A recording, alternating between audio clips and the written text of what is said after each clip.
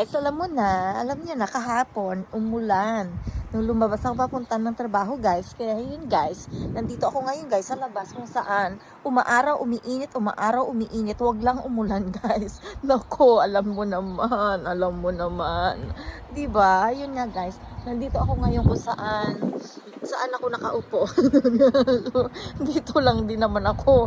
Paikot-ikot lang sa Ohos. Pero alam mo ba, maganda pala dito, no? Ang galing. Ewan ko ba kay Tuyin kung bakit lumipat pa siya. Pwede naman siyang magtanim-tanim dito. Kasi bagay malayo kasi sa city. Nandoon kasi ang kanyang trabaho.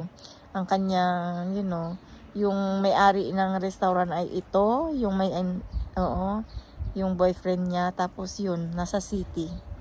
Kaya malayo-layo rin guys, parang mga I think 25 minutes or 30 minutes walk, 'di ba? Pero kapag bike okay lang, carry siguro mga 10 minutes, mga ganon, or 12 minutes nandoon ka na.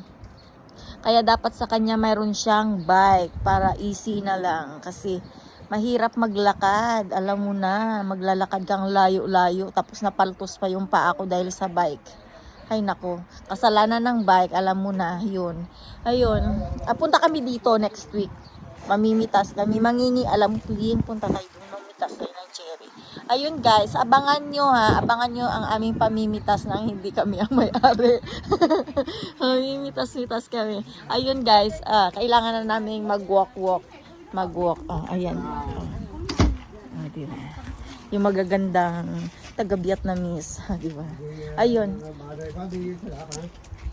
lang guys, bye.